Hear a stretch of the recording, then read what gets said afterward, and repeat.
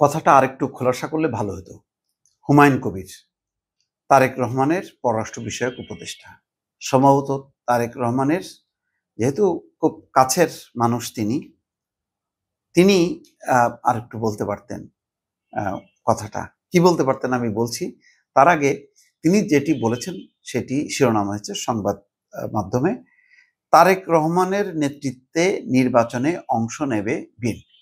এটা একটা ইঙ্গিত আছে যে তারেক রহমানের নেতৃত্বে, বলতে পারতেন বেগম খালেদা জিয়ার নেতৃত্বে, কিন্তু তারেক রহমানের নেতৃত্বে বলার মধ্য দিয়ে একটা বিষয় সম্ভবত ধারণা দেওয়ার চেষ্টা করছেন তিনি, যে বিএনপির আগামী নেতৃত্ব তারেক রহমান একেবারে সম্পূর্ণভাবে, এবং সরকারের নেতৃত্বও তারেক রহমানের।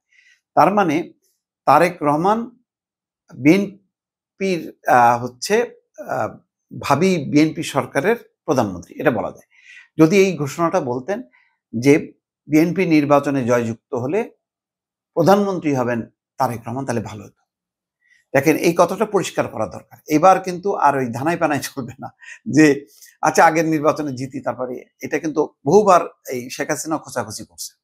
তখন ওই বলছে না যে ওই যুক্ত ফ্রন্ট যদি, মানে ওই কামাল হোসেনের নেতৃত্বে যে যুক্ত ফ্রন্ট, মানে বিএনপি জামাতের জোট, তারা যদি জয়যুক্ত হন প্রধানমন্ত্রী কে হবে, এটা কিন্তু উত্তর দিতে পারেনি সঠিকভাবে। তখন বলছে খালেদা জিয়াকে, বলছে তারেক রহমান, এইভাবে নানান রকম কথাবার্তা হয়েছে। কিন্তু এবার কিন্তু যেহেতু আওয়ামী লীগ নাই, বিএনপিকে এখনই ঠিক করতে হবে আগামী দিনের প্রধানমন্ত্রী কে, খালেদা জিয়া নাকি তারেক রহমান। এই কথাটা পরিষ্কার করতে হবে। এই যে কিছু বললাম না, এই অস্পষ্টতা দলের জন্য ভালো না। মানুষ বিভ্রান্তি পছন্দ করে না, পরিষ্কার হইতে চায়।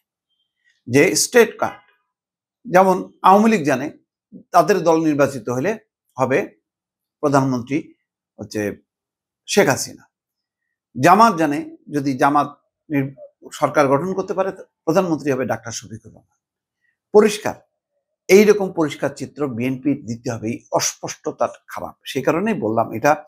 আজকে বৃহস্পতিবার সকালে যুক্তরাষ্ট্র সফর শেষে হযরত শাহজালাল আন্তর্জাতিক বিমানবন্দরে সাংবাদিকদের এই কথা বলছেন। তারেক রহমান কবে দেশে ফিরবেন? দেখেন, তার কাছেই প্রশ্নটা, কারণ তিনি তারেক রহমানের হচ্ছে পররাষ্ট্র বিষয়ক উপদেষ্টা। বলছেন যেহেতু তিনি দলের নেতৃত্ব দেবেন, সেজন্য তার দেশে আসাটা তো স্বাভাবিক। তিনি আসবেন, দিনক্ষণ ঠিক হলে তখন আপনারা জানতে পারবেন। তারেক রহমান খুব দ্রুত দেশে ফিরবেন।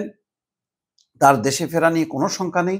আগামী জাতীয় নির্বাচন নিয়ে প্রধান উপদেষ্টা আন্তরিক রয়েছেন। আগামী বছরের ফেব্রুয়ারিতে নির্বাচন আয়োজন। যাক, এই কথাগুলি না, এখানে পরিষ্কারভাবে বিএনপিকে বলতে হবে যে আমাদের আগামী প্রধানমন্ত্রী, বিএনপি সরকারের আগামী প্রধানমন্ত্রী তারেক রহমান। এই কথাটা বলে একটা জোয়ার তুলতে হবে। বিএনপি কেন জানি আমি বুঝলাম না, তারা নির্বাচনের দাবিটা যতটা করে কিন্তু অনেক বিষয় অস্পষ্ট রাখে। জাতীয় সরকার কোন কোন দলকে নিয়ে হবে, কারা তাদের সাথে হবে, এইটাও কিন্তু এখন পরিষ্কার না। পরিষ্কার কেউ জানে যে যুগপৎ ভাবে যে তারা বা জোট করবে, নির্বাচনী জোট করবে, সমঝোতা করবে, কারা কারা থাকবে আর কারা কারা থাকবে না, এটাও পরিষ্কার হওয়া দরকার। যেমন জামাত, তার নেতৃত্বে 6টা দল, বোঝা গেল এই 6টা দল আছে, পরে হয়তো আরো একটা দুইটা যুক্ত হতে পারে, পরিষ্কার। কিন্তু বিএনপির ক্ষেত্রে কেন জানি অস্পষ্ট থাকে। এই অস্পষ্টতা দূর করার দরকার, কারণ তা নাহলে মানুষ কিন্তু একটা বিভ্রান্ত হবে, যে বিভ্রান্ত হলে বিরক্ত হবে। বিরক্ত হওয়া মানে হলো কিন্তু আপনার ভোট মানে কমে যাওয়া। এখন কিন্তু মানুষ ভোটের অধিকার পাইলে সে যে কি করবে, তার মনস্তত্ত্বে কি খেলবে, এটা আপনি আমি আগে থেকে বলতে পারবো না। সুতরাং মানুষের মনস্তত্ত্বটা কি সেটা অনুভব করে বিএনপির এগোনো উচিত এবং সেইভাবে কথা বলা উচিত। ভালো থাকবেন। আল্লাহ হাফেজ।